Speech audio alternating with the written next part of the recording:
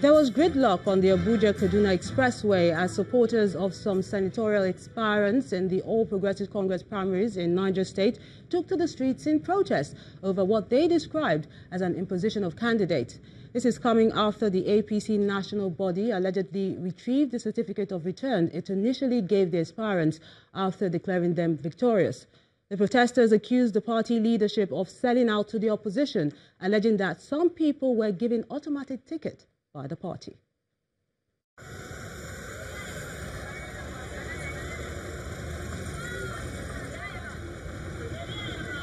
Vehicular movement along the Kaduna-Abuja highway brought to a complete standstill as protesters blocked the road.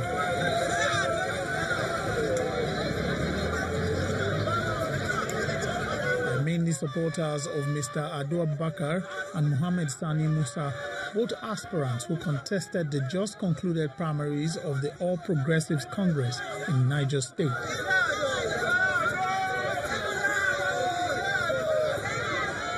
Displaying placards with bold inscriptions and chanting protest songs to express their objection to the developments within the party, they want the names of their principals who they claim won the primaries to be retained in the list of candidates that would be participating in next year's general elections.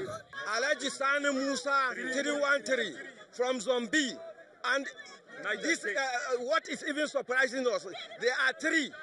Later they declared one from Zone A that they said they put his name in the INEC. What did our own candidate from Zombi did? What does that candidate did from Zombi? Why would they change it? We have chosen our mandate. We need our mandate should be given to us. We are not here to fight anybody. And if this mandate is not clear, we are going to join our hand and leave the party for them. If that is what they want, we leave the party. Our candidate won with a clear margin, which today the story has been changed. The person that was given the mandate is Abubakar Lado, who is the fourth in the list of those aspirants. So for that, there is no amount of pressure that will move us out of streets if our mandate is not restored.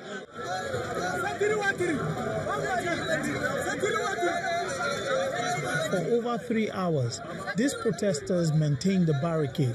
No cars moved in or out of Abuja through this highway. Some of the protesters insist that they will not rest until President Muhammadu Buhari and the national chairman of the party intervenes and restores the mandate of their candidates. Alhaji Sani Musa 313 to be easy. He got 39,000 votes. He's the rightful winner of APC direct primary in Zone B. No any other candidate that got 39,000 votes plus in Niger State. The person that was declared winner got 5,000. The person that declared winner got 5,000. David Umaru. How can David Umaru be our candidate? So Oshomole should give us our mandate, and the president should hear this. According to the 2019 general elections timetable by INEC, October 18th is the last day for the submission of names of candidates for the National Assembly position. Political parties, however, have till November the 17th to make substitutions. Channels Television reached out to the APC chairman in Niger State, but he refused to comment about that protest. And let's move to Kaduna State, where the senator representing the Central Senatorial District, Shehu Sani, has finally resigned the All Progressives Congress, APC. This is contained in a letter he sent to the Kaduna State APC chairman today. In the words of the senator, and I quote, "I had joined the APC and remained with it against all odds in the belief that it will constitute a veritable platform of the realization of those democratic ideals which I hold very dear. That honor and integrity will be the ultimate ethos of the party, and most importantly, that internal party democracy will always be the norm. However, only posterity can affirm the extent to which the APC has committed to and reflected these values." End of quote. Senator Sani's resignation comes after he contested for the party's senatorial ticket along with 4 other contenders, but lost to Uba Sani, who won the primary. And staying with politics, but this time in Rivers State, where the governor, Nyesom Wike, says he doubts whether the 2019 elections will take place after all. The governor raised this concern during the visit by a group of lawyers under the aegis of Class 84 of the Nigerian Law School. Our correspondent, Emmanuel Ere, reports that issues about an alleged intimidation of the bar and the bench were also discussed. It is a visit of a group of lawyers, some of whom are senior advocates of Nigeria, to the Rivers State Governor Nyesom Wike at the government house in the state capital. They call themselves Class 84 of the Nigerian Law School, practicing their profession within and outside the country for over 3 decades. For the governor, the 2019 election and the issues of alleged judicial intimidation in the country are on his mind. Where the country is heading to, we don't see any hope. The judiciary has been so much intimidated.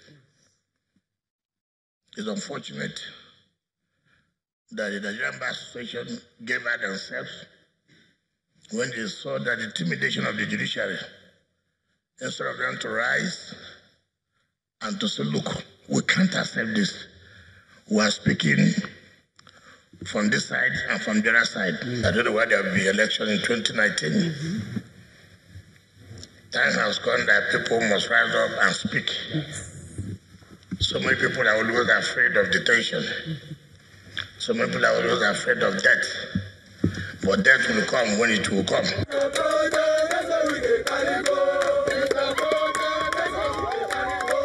The meeting continues with a visit to the judges' quarters under construction. After the tour, the vice president of the group believes judges need this sort of support to ensure integrity. This one is for all the judges who retire, and this is a very good incentive for the judiciary for them to really administer justice without fear or favor, and it's a very good thing. And I hope other states will emulate this gesture too. As the government promises to do more, many believe the 2019 elections remain crucial to the nation's democracy and its people, and all must be done to ensure success of the exercise. Emmanuel Ere, Channels Television News. The United States has assured Nigerians of its support in ensuring a free, fair and credible process in the 2019 general elections. The political officer at the United States Embassy in Nigeria mentioned this during a courtesy visit to the Katsina state government. He emphasized that the United States has no candidate in the election and is willing to provide the necessary assistance so there will be a hitch-free exercise. The United States supports free, fair, transparent, and credible elections. We're looking forward to a free, fair, transparent, and credible election in 2019. We support a peaceful electoral process, and we want to emphasize that the United States has no candidate in this election. Our candidate is the process. We very much respect the sovereignty of the Federal Republic of Nigeria and Katsina State, and we stand ready to provide whatever assistance and support that we can in order to see free, fair, transparent, and credible elections. And in Imo State, southeast Nigeria, the leadership of the All Progressives Grand Alliance, ABGA, is closing ranks with warring factions to ensure the party's victory in the 2019 general elections in the state. This comes 48 hours after the party said it met the INEC deadline for the submission of names of candidates to contest in the elections. The governorship candidate of the party, Senator Ifeanyi Ararume, appealed to the party members at the ABGA Secretariat in Owerri to work together for the success of the party. My brothers who aspired, they meant well, they still mean well. All of us will work as a team. Nobody will be out. At the end of the day, everybody will play his or her role towards making Imo a better place for not just us, not just our children, yet generations unborn. The size of government is so large that everybody will find accommodation. We'll work together, and in fact, the chairman has done a great job, because as I speak to you now, all those before now who probably did not understand why there should be peace have now fully understood. The former interim national chairman of the All Progressives Congress, Chief Bisi Akande, has criticized the military government that ruled Nigeria for 29 years since independence for creating an unfair political structure. The former governor of Osun State mentioned this in a paper on the devolution of powers and national restructuring, which he delivered at the APC USA's second annual convention in Washington, D.C. He accused the military of creating states and local governments by decree for selfish reasons rather than through political reasoning. The former governor added that the military might have created more local governments per population per state in the north than in the south, thereby giving the north an unfair advantage in revenue allocation from the national treasury. He reiterated his call for restructuring, which he described as an equitable rearrangement and redistribution of the existing states and local government per population within the various ethnic nationalities. The lawyer of the IPOB leader, Ifeanyi Ejiofor, has told Channels Television that only Mr. Nnamdi Kanu can explain how he got to Jerusalem. He was reacting to a video which surfaced online showing the leader of the proscribed indigenous people of Biafra at the Wailing Wall in Jerusalem. Mr. Ejiofor explains that he saw the video of his client but later got a call from him confirming that the footage was true. After he was released on bail from prolonged detention on charges of treason, Mr. Kanu went missing on September the 14th, 2017, following a raid on his home in Abia State by troops of the Nigerian army. This later triggered speculations that he was being held in custody by the military, a claim they always denied. I saw this over the media yesterday, so as I yesterday I was unable to confirm it or to establish it authenticity. But this morning I had another discussion with him, where it was confirmed that he's the one. I must say I'm delighted in the first place because I never knew that he's still alive. After the murderous invasion of his premises on 14th of September 2017.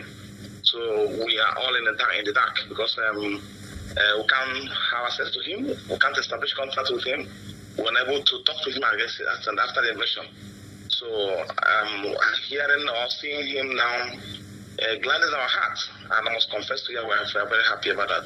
However, the circumstance surrounding his appearance and also how he was able to make it alive will be made known to the public tomorrow during his live broadcast, which I already notified the public about coming up tomorrow. So we must give thanks to God for keeping him alive. It's just like somebody who is somebody